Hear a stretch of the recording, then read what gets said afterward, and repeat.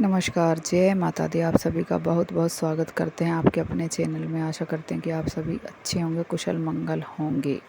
कर्म फलदाता शनिदेव 29 जून 2024 से लेकर 15 नवंबर 2024 तक वक्री अवस्था में आ रहे हैं। देखा जाए तो इनके गोचर के दौरान ये इनका आखिरी वक्री अवस्था में आना होगा। अर्धरात्रि का वो समय होगा, आषाढ़ महीने की कृष्ण पक्ष की वो अष्टमी होगी, शनिवार का वह दिन होगा। अर्धरात्रि के समय पर इनका वक्री अवस्था में आना मेष राशि के जीवन पर इनके लिए कुछ बेहतर होने वाला है।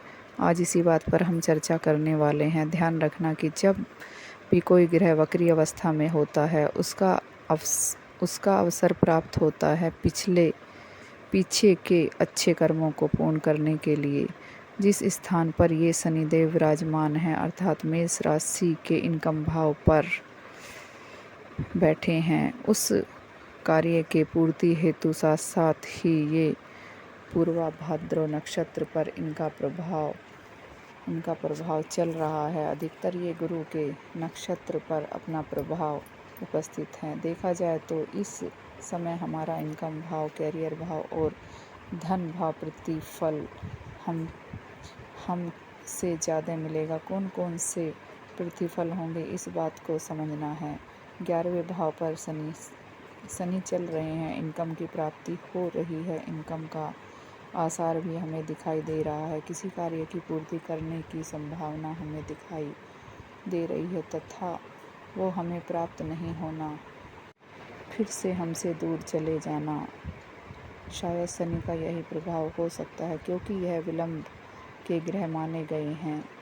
जब तक ये वक्री अवस्था में आएंगे तो एक घर पिछले का परिणाम देंगे, और जहाँ पर ये विद्वान है अर्थात इनके इनकम भाव पर इनकी संभावना काफ़ी प्रबल हो जाती है। जब कोई ग्रह वक्री अवस्था में हो जाता है तो फल देने की शक्ति इनकी बढ़ जाती है। इसलिए यदि कोई इच्छाएं अधूरी रह गई हैं तो किसी भी इच्छाओं को पूरा करने के लिए यदि हम ज़्यादा परिश्रम कर रहे हैं तो ज़्यादा फल नहीं प्राप्त हो रहा है, तो इस वक्त ईश्वर का वरदान मानिए कि आपको दूसरा मौका मिला।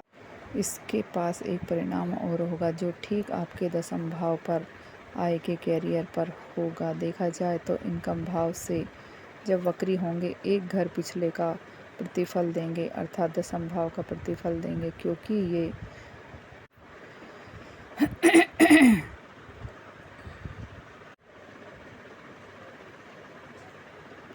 मैं अपने कार्य को पूरा करने की कोशिश करूँगा, फिर से कर्म से कंप्लीट करने की कोशिश करूँगा।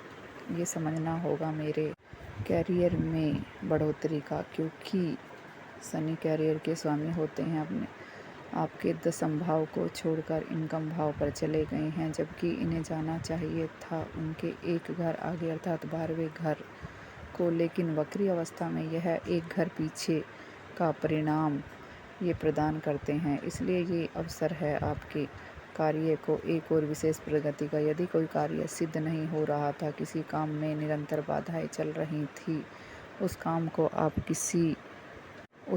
फिर से पूरा करने के लिए प्रयास कर सकते हैं। एक ऐसा समय होगा, शनि दशमेश होकर भी शनि दशम भाव पर ही अपना प्रतिफल देंगे, और 11वें घर को तो ये स्वामी होते ही हैं। इसलिए इनकम की दृष्टिकोण से देखा जाए तो कैरियर के दृष्टिकोण से ये पूर्ण वक्री अवस्था सिद्ध हो सकती है। पुनः कहा हमने कि आपको मेहनत करने की आवश्यकता है, क्योंकि ये आपके लिए योग कारक बनते हैं। अधिकतर मेहनत करने की संभावनाएं रहेंगी और इन मेहनतों का प्रतिफल शनिदेव पाते हैं। इसका श्रेष्ठ परिणाम होगा अर्थात वो अवसर आपको प्राप्त हो रहा है। हमें अपने कार्यक्षेत्र पर फोकस करने की आवश्यकता है, और निश्चय ही दशम भाव पर पूरा ही इनका प्रभाव बन रहा है। इसका मतलब कोई विशेष कार्य की जागृति हो रही है, सिद्ध हो रहा है, क्योंकि शनि अभी पूर्व भाव नक्षत्र पर गोचर कर रहे हैं। कृष्ण मूर्ति ज्योतिषी पद्धति के अनुसार कोई ग्रह अपना प्रतिफल अपने नक्षत्र के अधीन करते हैं तो प्रदान करते हैं, तो इस हिसाब से शनि अभी अपने गुरु के नक्षत्र पर चल रहे हैं। आप सभी जानते हैं कि गुरु का गोचर ठीक आपके धन भाव पर चल रहा है और इसलिए शनि इस समय गुरु के अधीन होकर के रिजल्ट देंगे, अर्थात अधिक फलीफल देंगे। देखा जाए तो दूसरा घर आपका मजबूत होगा। यहाँ पर ऑलरेडी गुरु बैठे हैं। ये समय है आपको मेरे कार्य क्षेत्र में मुझे धन की प्राप्ति का। इस नक्षत्र के प्रभाव से हमें ऐसा समझना है, जहाँ पर ग्रह बैठते हैं वो स्थान हो गया एक पेड़। अर्थात हमें जब फल की आवश्यकता होती है तो हमें पेड़ लगाने की आवश्यकता होती है। और जहाँ पर गुरु बैठे हैं अर्थात विधि भाव पर देवगुरु बृहस्पति, जहाँ पर राइट का निशान लगता है देवगुरु बृहस्पति बैठे हैं, वो होगा हमारा फल। अर्थात हमको इस स्थान पर अपने कैरियर सबसे ज़्यादा ध्यान देने की आवश्यकता है। कैरियर में हमें सफलता मिलेगी और इसका फल हमें क्या मिलेगा? धन वृद्धि के रूप में मिल सकता है। धन की प्राप्ति यहाँ पर दिख रही है, क्योंकि देखे देवगुरु बृहस्पति द्वितीय भाव पर हैं। वहाँ तो हमें धन कुटुंब का होता है, दसम भाव पर ही इसका प्रभाव होगा। इसलिए हमारा पेड़ जो होगा वो अपने कर्मों के द्वारा, अपने कुटुंब, अपने परिवार के द्वारा भी हम बेहतर कर पाते हैं। द्वितीय भाव मेरी वाणी का भाव होता है। आपके बातचीत के माध्यम से भी, आपको कम्युनिकेशन के माध्यम से भी आप अपने कैरियर को एक अच्छा समय प्रदान कर सकते हैं। यह है सबसे बेहतर प्रभाव शनि के गोचर परिवर्तन का, अर्थात उसके वक्री अवस्था में आने का। इसके बाद कुंभ राशि पर रहते हुए भी मेष राशि से एकादश भाव पर शनि कभी अवक्री होंगे, दोबारा फिर से अस्त अवस्था पर भी आ जाएंगे और उसके बाद तो इनका गोचर परिवर्तन ही हो जाएगा और स्वयं मेष राशि पर शनि की 7.5 का प्रभाव अधिमान हो जाएगा। समझेंगे उस पर आगे चल करके कि इसका प्रभाव आप पर क्या पड़ेगा। ये अवसर है काम करने का, ये अवसर है धन की वृद्धि करने का, ये अवसर है अपने इनकम, अपने कामनाओं को पूर्ति करने का। 3 ग्रह इस समय एक्टिवेट हो रहे हैं।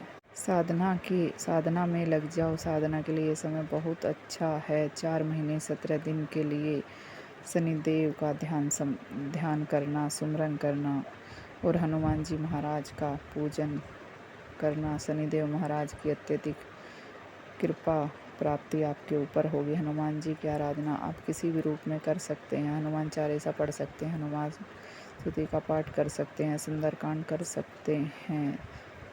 सबसे ज़्यादा प्रभाव सुंदरकांड के पाठ का बताया गया है। जब शनि का प्रभाव होता है उसका नाम ही सुंदर है। जिस स्थान पर सुंदरकांड का पाठ किया जाता है वह स्थान सुंदर हो जाता है। पीपल के पेड़ के नीचे दीपक जला सकते हैं, शनिवार को दीप जला सकते हैं, पीपल के पेड़ में जल अर्पण कर सकते हैं।